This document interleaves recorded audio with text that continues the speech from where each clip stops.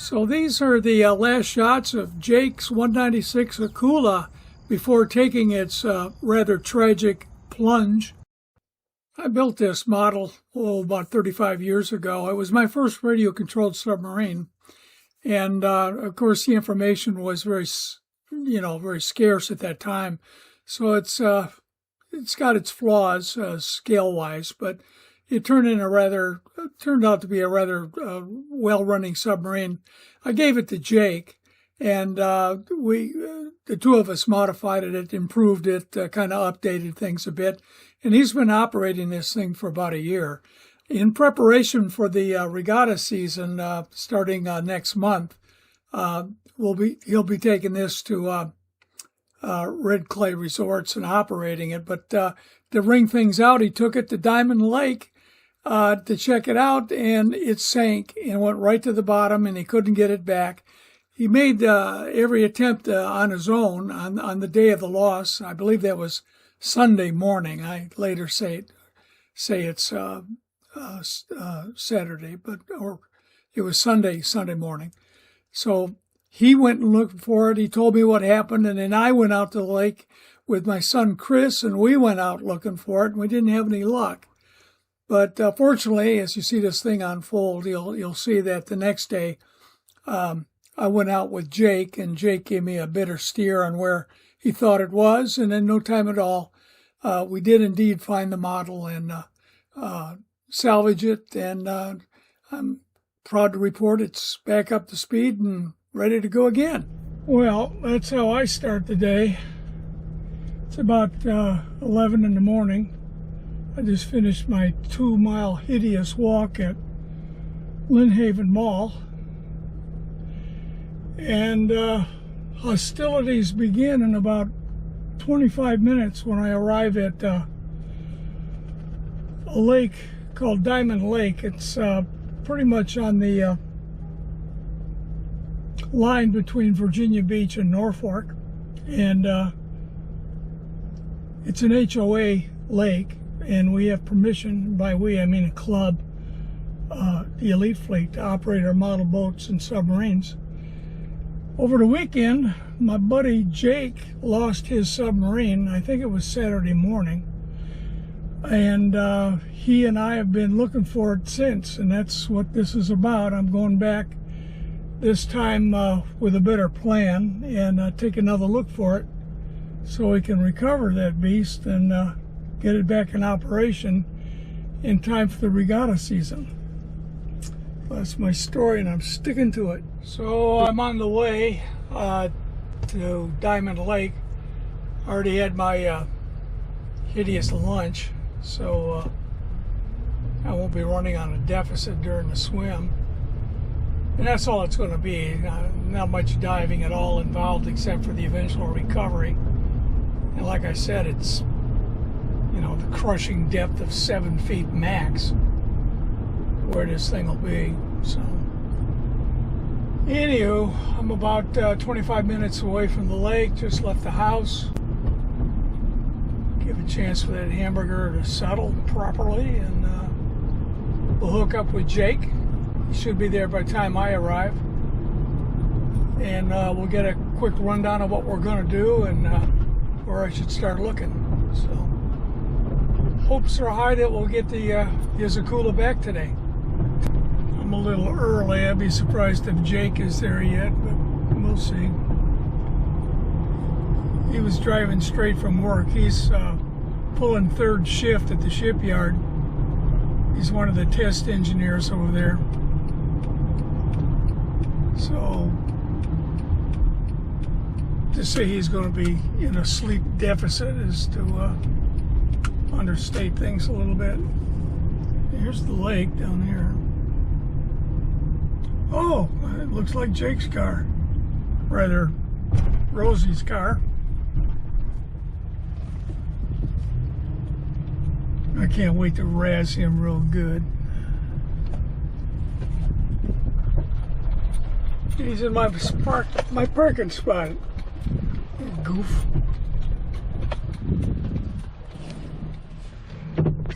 See if I can reverse this car and Not kill everybody in the process.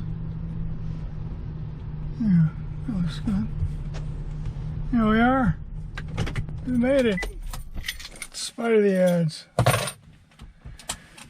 All right.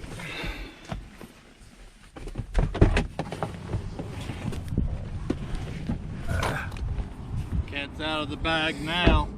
You showed a picture to Bob. So now everybody's gonna know. They ain't seen shit yet, Jake. All right. Now we're gonna be like as famous like we were in the New York Times. That's right. Boy, wait till this hits the internet. All right. So I re-verified again. Right, sitting on the steps. It went out about right here, about 20 feet out. 20 feet out. Yeah. I was in a turn, right, and it just nosedived. I wasn't getting any dive. Picked up speed a little bit. That didn't work. Put a little bit more stern planes on. All of a sudden, it was a rocket to the netherworlds, right? Okay. Well, listen, we're going to do a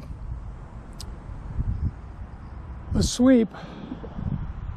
I'm going to plant a stake. Now this is perpendicular from here is where you lost it. Yeah, it was going that way because I was turning like this and it was in a turn. And you say 25 feet? Probably about 20 feet. Oh my gosh. Well, right there, that water is like 5 feet. Yeah.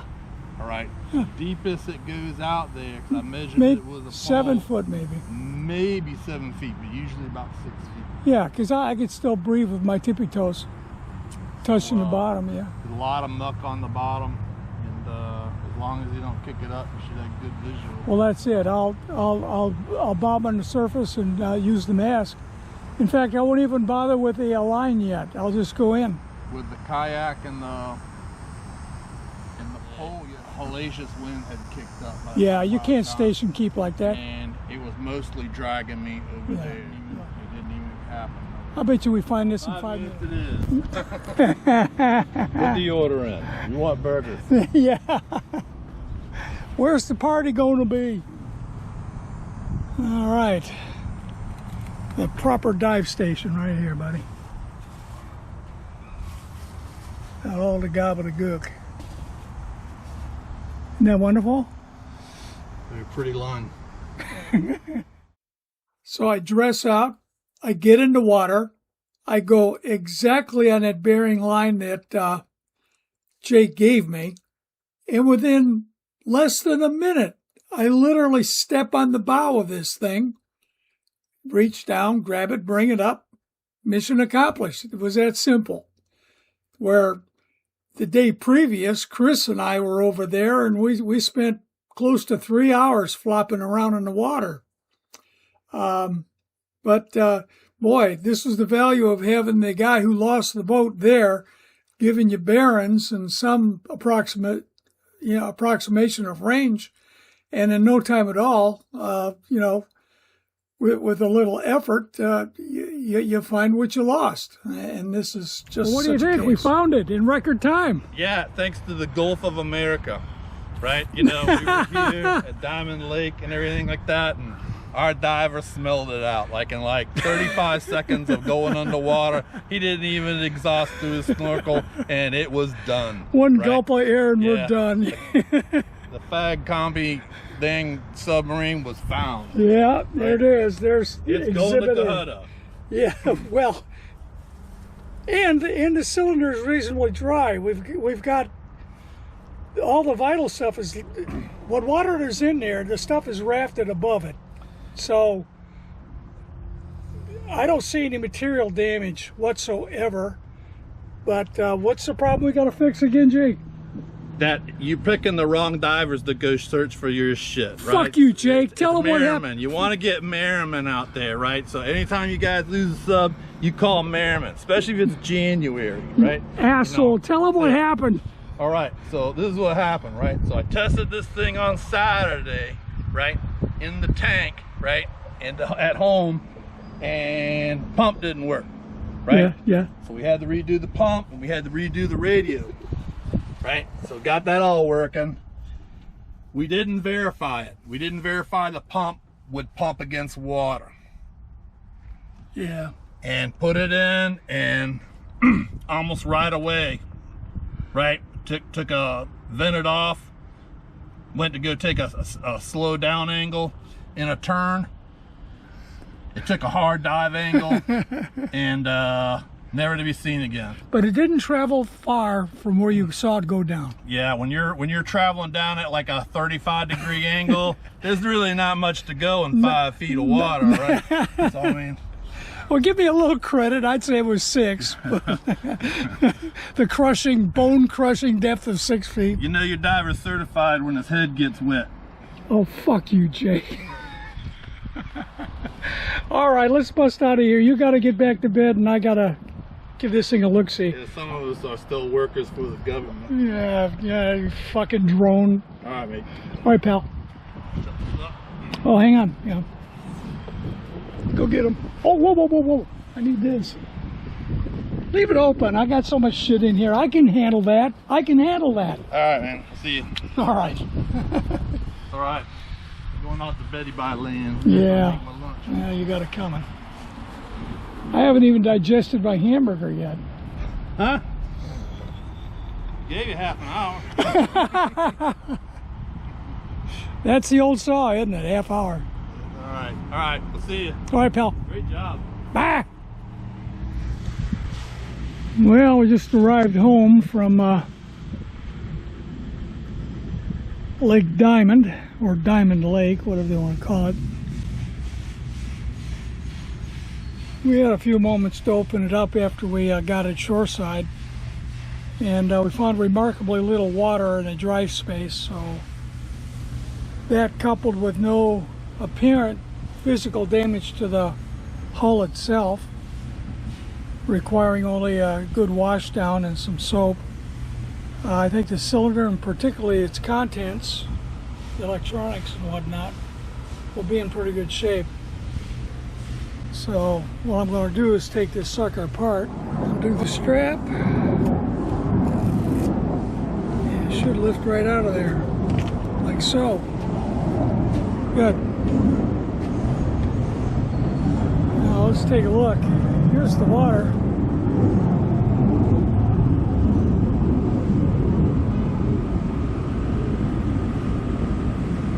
That's all the water that was in there. There's nothing in the forward space.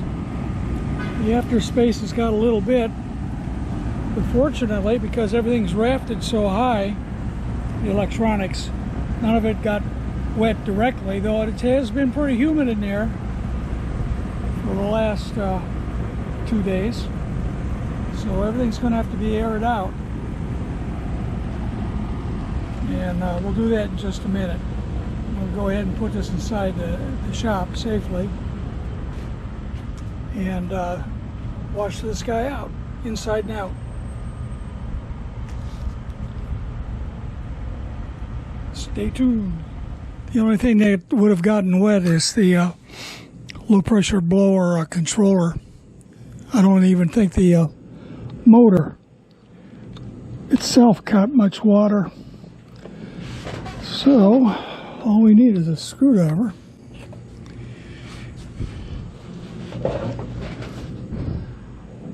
Let's get this thing out of here.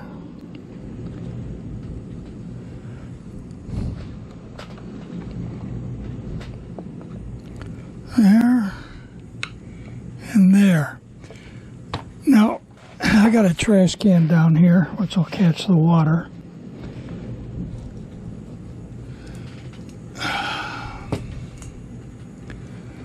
Oh, here we go. Ugh.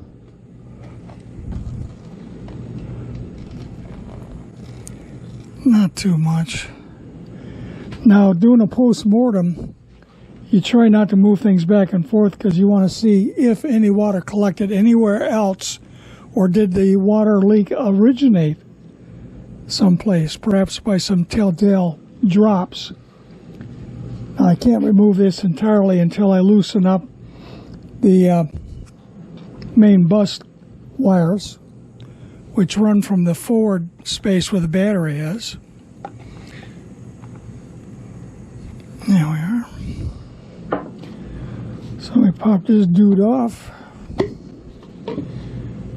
Disconnect. While we're at it, we'll look for any water in here. There's no water at all in the forward dry space.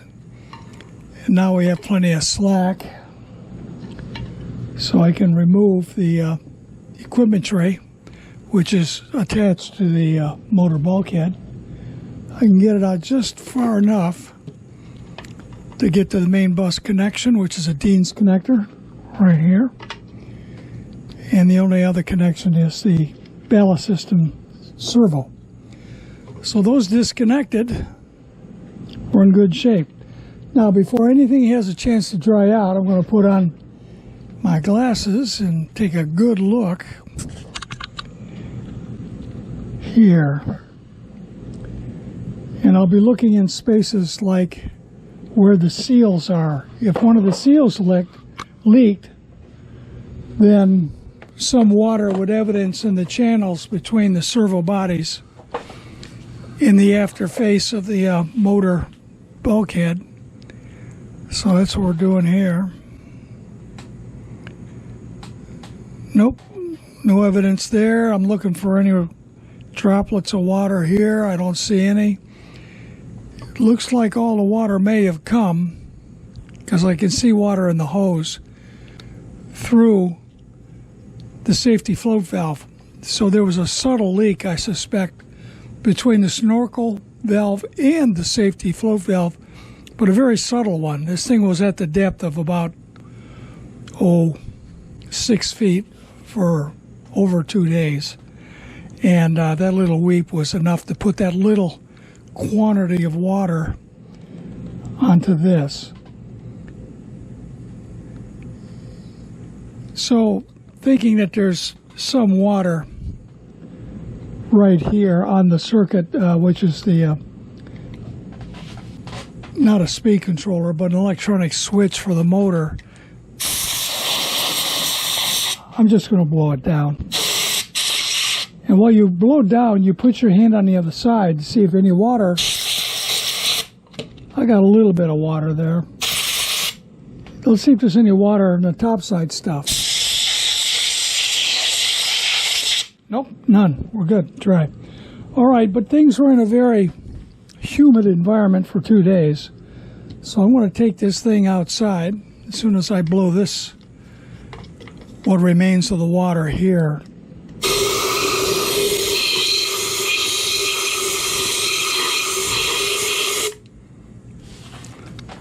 I'll finish that job with a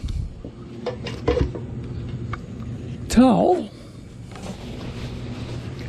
made up to a long hemostat here. And I'll just chase out what water I can here. So I'm going to take this cylinder and the motor bulkhead and put them under the sun for a couple hours and let it chase any moisture that got into the devices. It's about 90 degrees out here and we get occasional sun, so things will have plenty of opportunity to dry out. To clean it all, we'll start with everything wide open.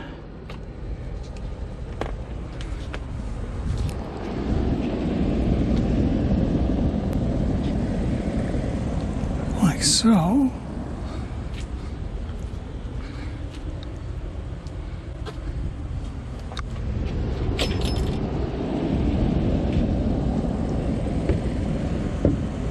Good. All right.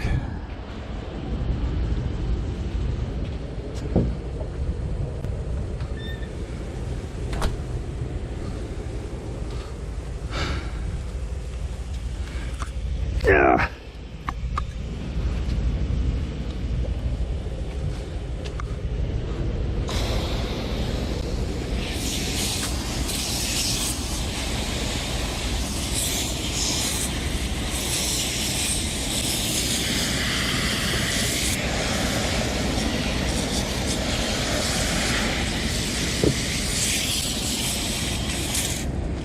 Well, that's good for starters.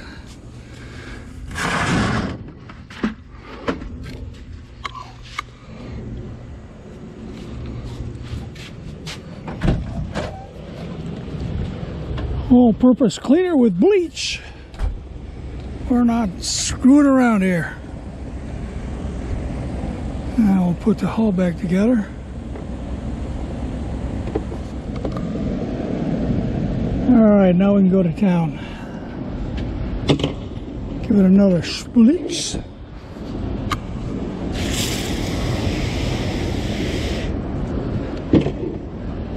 Give it, shoot the juice to it, Bruce.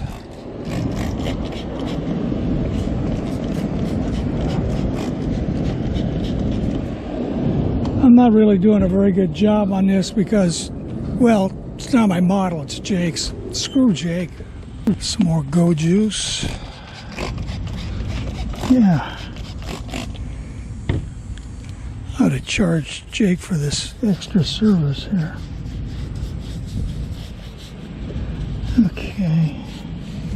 This guy started life as my first radio-controlled submarine about 30 years ago. That's how old this is. So you'll forgive me if this particular representation of the Soviet is not museum accurate by today's standards. With the dissolution of the Soviet Union, all that good dope became pretty much public knowledge. Now we know what these beasts look like. This is close, but no cigar. But it's good enough for Jake. Now this is something you wouldn't dare do with a 3D printed model. Leave it out in the August sun. There we are. That'll just have to do.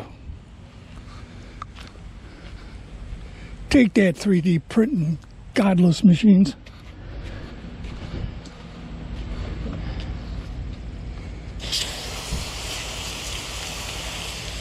You too, Steve Mayo. And there it is, all recovered, cleaned up, and no physical damage resulted from the event itself or the recovery. The worst thing that happens is when you go looking for this stuff, you either step on it or as you're sweeping around in the muck because you've got zero visibility, you wind up damaging it that way. But we avoided all that. Preceding the Monday afternoon recovery, what you see in this picture here, Chris and I were out the previous day unsuccessfully looking for Jake Sakula. But the following is some goings-ons of that effort.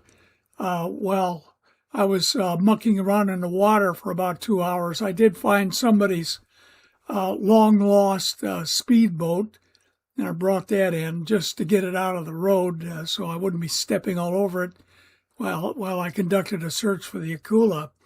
The last piece is, I didn't know it, but Chris had those magic glasses with video in them, and he caught me reminiscing about the good old days when I was on the Trotta and what became of the Trotta. Oh yeah, it'll buff right out.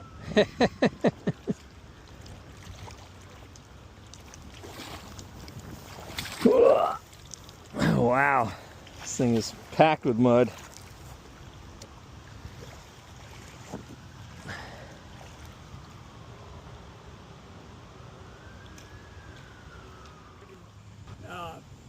Doing a survey on this hull, they call it a battery barge because they took the sail off and made it a memorial.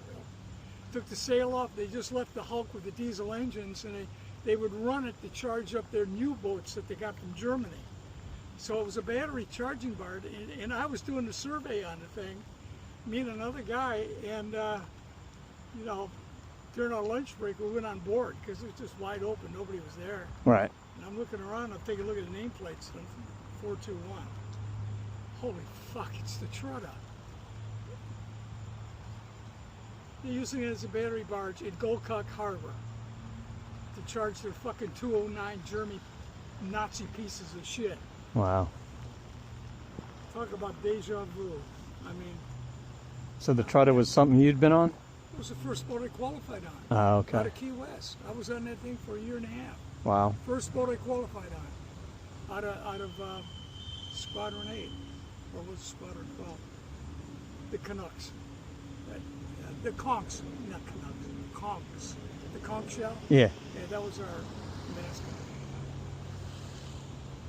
And as I was getting off, they transferred it to the fucking Turkish Navy, and they took it and they operated it for a couple of years.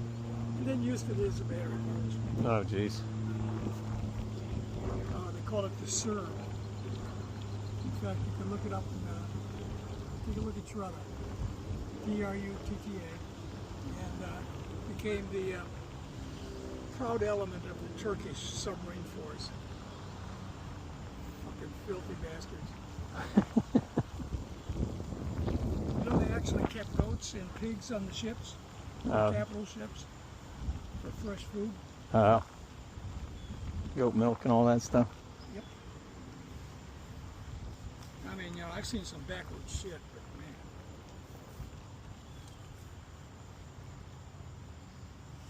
The Italians are just filthy fucking communists. So I hope this rather meandering recollection and stuff will help anybody interested in the know-how, the wherefores of recovering sunken RC submarines. Good luck to you.